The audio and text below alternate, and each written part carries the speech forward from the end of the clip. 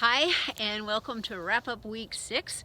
I am a Master of Forestry student at Northern Arizona University in my second semester, and I am doing a weekly wrap up of 3 of my classes: Forest Insects, Ecological Economics, which I shorten to EE, and an independent study focused on food security. So this week we have bark beetles and some of the pitfalls of analyzing a forest ecosystem services from a forest in terms of economics, and a look at how to make decisions, and getting a little closer to my projects for my master's degree. All right, so forest insects. There are about 600 species of bark beetles. They are in the Dendroconus genus. But out of those 600, there are only about 10 that are tree killers. The tree has to be weakened before the beetle can kill it. Stressors can include lightning, or maybe a massive defoliation from a caterpillar, and drought. The number one primary reason that trees get susceptible is that they lose their resin and their sap, and without that they are unable to defend themselves. A chronic stress, I love this term, native species in exotic habitat. Native species in exotic habitat, and that is a reference to climate change. So in this area, these are Ponderosa pines. They are native, but their habitat, the climate, is changing on them. So that puts them under stress, and that makes them susceptible. There are 3 ways to manage it: prevention, suppression, and restoration. Prevention, of course, as always, is the best method, but it is also the hardest to get any funding for because we're reactionary. And so we don't want to spend the money beforehand. But one of the cool things about management is that you could thin the forest. The reason that works is you allow more wind in there. The beetles operate on pheromones, and so if the pheromones are not as strong, they can't find the host. They can't find the host, and they can't find the other beetles. They lose 20% of their water weight every day, so in 5 days they're dead. So if it's thinned enough and wind comes in, then you have a better chance of those beetles not being able to survive. Because within those 5 days, they have to have either a source of water or their host to get into for food and liquid nutrients. Let's see. The direct control is suppression. Oh, there's some other ways that you could do prevention. Prescribe fire, but that doesn't always work because it has to be hot enough to kill them. And then the other cool one is rotational lengths of trees. So the beetles only go into trees of a certain size. They have not determined we have not determined how they make those choices, but they won't go into smaller trees, probably because there's not enough phloem. That's the part that the phloem and the xylem on their outside. There's bark, phloem, and xylem, and then the inside is heartwood or sapwood, and then the heartwood. So the most of the bark beetles, they feed, or their larvae often, or pupa, feed on the phloem, and so the tree needs to be of a certain size. If you have a rotation with different aged trees, then the beetles can't jump as easily from tree to tree. Kind of the same thing as it being thinned, but it has just a variety of ages. So that's a good prevention method. Direct is suppression, again fire, and cold. If the cold comes in and the beetles over the winter have enough mortality, then there are not any pheromones when the spring comes out, and so when the pupa metamorphose into adults, they come out and they can't find any other adults, and so they disperse. Restoration is often ignored, And that's a critical part. He told us about an area in Canada. They have had massive deforestation. They have 14 million acres that have been impacted by the beetles, and they're replanting it all in lodgepole pine, which is a great host. So you could, with reforestation, you could change the host species, at least the percentage, and so then the beetles wouldn't be able to just run rampant. But they are planting all of it in lodgepole pine, and so it's all going to be the same age, all the same species, and guess what? It's going to be a massive beetle outbreak in about 40 or 50, maybe 80 years. There's another thing, that's the beetle outbreaks kind of run in that rotation, and one of the problems is all the entomologists that were studying them 40, 60, 80 years ago, they aren't with us anymore. So we kind of have to repeat and learn the whole thing again. Let's see. We went over 5 of the main tree killer species, but I'm only going to do 3. One is the western bark beetle that only attacks Ponderosa pines. You can see the woodpeckers love to get to them because they are on that further out in the tree. If you see a lot of flaking, that could be from a western bark beetle. If you remove the bark and look at the patterns, it looks like drunken sailor tracks. Then there's the southern pine beetle. That is the only beetle that's really important in the southeastern area. It doesn't care what its host is. It doesn't leave any shavings. There's no woodpeckers for that. But you can see the channels in the phloem. If you take the bark off, and let's see, that's not the one. They're not choosy of the type of tree that they pick. They just go based off of the pheromones. They do need a certain species, but it's pretty much any of the pines, all the pine trees. And interestingly, the western bark beetle and the southern pine beetle, the only place they co-align is here, central Arizona and northern Arizona. And because of that, the next one that I'm going to talk about is the mountain pine beetle, and it is not a big problem here in our area because the other two, the western and the southern, they actually end up attacking the same tree. They won't use each other's chambers that they make, but they will attack the same tree. They have a generational time period of 3 to 4 in a year. The mountain pine beetle has 1 generation per year, so by the time the mountain pine beetle comes out, then the other 2 beetles will have eaten all of the resources.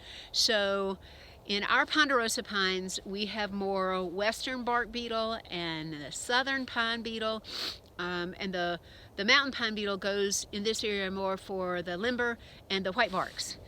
But in other parts of the West, the mountain pine beetle is the most important one.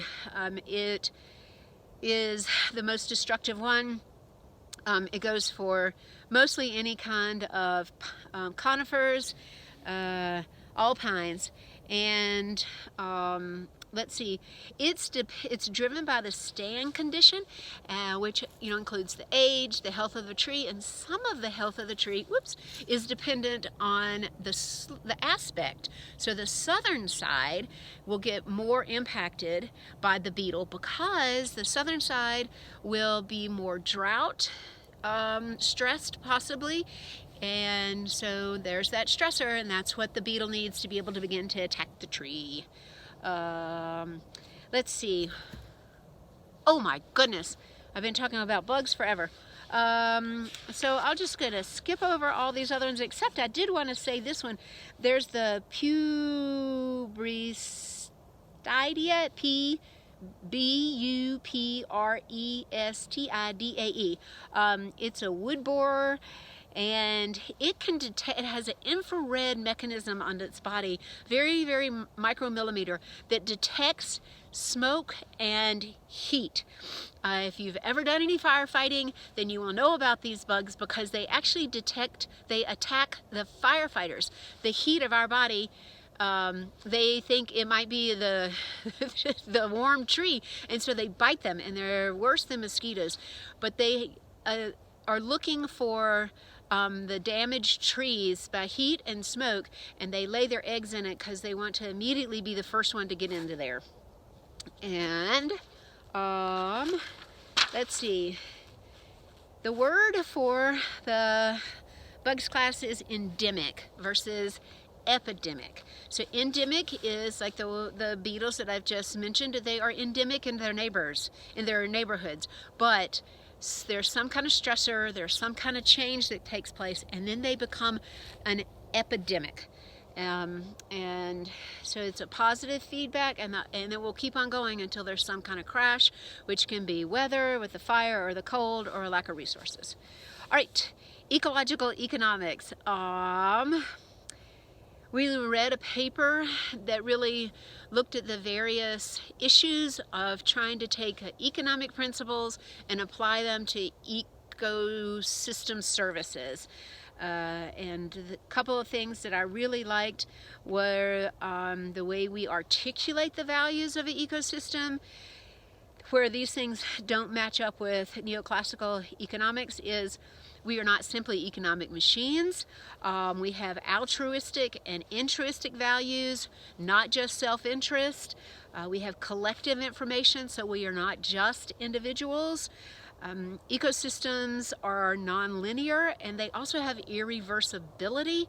So that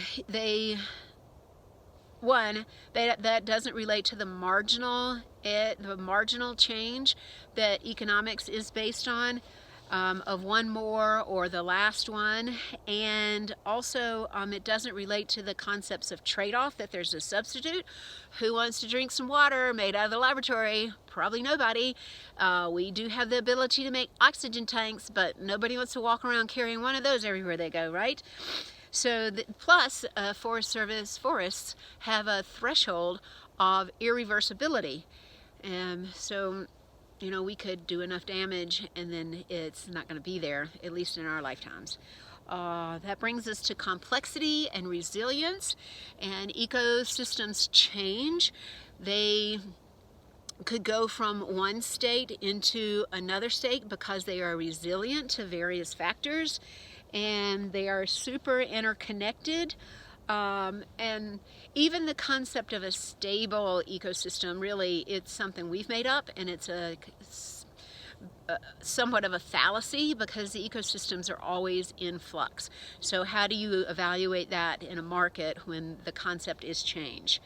And this one, there's also ignorance and uncertainty. We don't really know how everything is connected, and plus every ecosystem, depending on what size you want to look at it on the scale, it can have its own idiosyncratic characters. My dad, when I was in middle school, made me learn how to spell that, so that's a big word of my lifetime.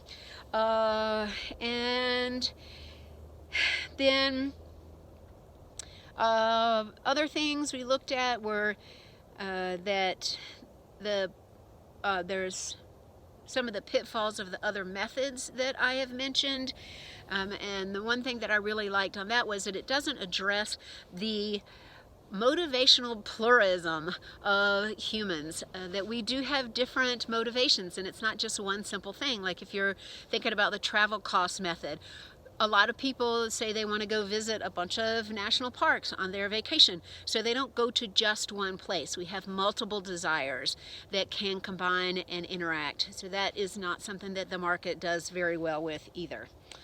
That paper then did a really nice job of summing up all their concepts with the suggestion of looking at a pluralistic framework for ecosystem services in decision-making tools. And I really like that because it shows that you can have multiple objectives that should have their own method of being evaluated. That we have the ability that they should be differentially prioritized, and that to me reference back to where one policy should have its own tool.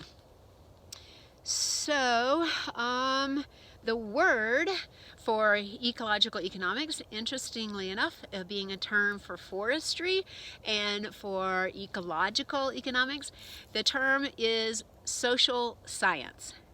So the reason that we have that term is if we think about the fact that humans have impacted the land everywhere, if we want to manage that impact, then we need to really understand humans. We need to understand who we are, how we're motivated, and how we function.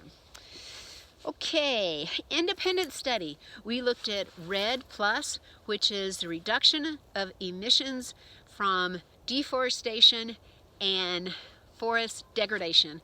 Plus includes the conservation, sustainability, and carbon sequestration, carbon stocks in developing countries. So one of my concerns with this when we've been reading about it is we are asking other countries to stop deforesting because we're asking for the products that come from the deforestation. So I talked with my professor about how would REDD+ be, how would we as the United States stand up for under scrutiny of the REDD+, and he thought it might be a curious thing to see if you could evaluate that for the indigenous communities. And we in the United States, our deforestation rate has improved between 1990 and 2010. Our rate was 1 million acres annually of deforestation. The last 10 years, we have actually switched that, and we have an increase at 0.03%. So teeny tiny, but at least we're not deforesting. As a whole, the western United States, though, on its own, loses about 1 football field of forest every 2.5 minutes. So by the end of the day, we lose 800 acres every day in the U.S. West. So we really need to address this deforestation here and not just simply out into other developing countries. So then we started looking at my topic, and I'm going to combine it with ecological economics, and he asked me some good questions, and I'm going to share them because I think they are valuable in general for making any decisions. What are my criteria for making decisions? What are my processes at arriving at questions? And what drives me? Politics, the ethics, the history. So what I have come up with is what are the frameworks for wilderness management, and what are the frameworks for food security management? Are they complementary? If they gel, how do they interact and overlap, and how are they implemented? And if they do not, then what are the gaps and how can they be bridged? And I'm interested in taking, here's a one, Homo ecologicus, and applying that to these frameworks. Homo economicus, one of the principles is that humans are insatiable, and I believe that is taught. We are certainly taught to be consumers, so I'm curious, if we were taught to be ecological people, how would that impact the frameworks of how we manage our wilderness or our food security issues? So that's what I'm going to look at. And our word for the day then for the independent study is, in fact, insatiable. And it is the appetite that is impossible to satisfy. And I don't believe that's inherent in us. So I want to address that. I have one poem. It is by Mark Ferrara, Just One More, Capitalistic Decadence, Insatiable. Okay, so I hope that you will get outside this week and that you will say hello to a tree, that saying hello to our trees is the best way to begin a relationship and understanding how they help us and what we can do for them. So, ciao, ciao, ciao.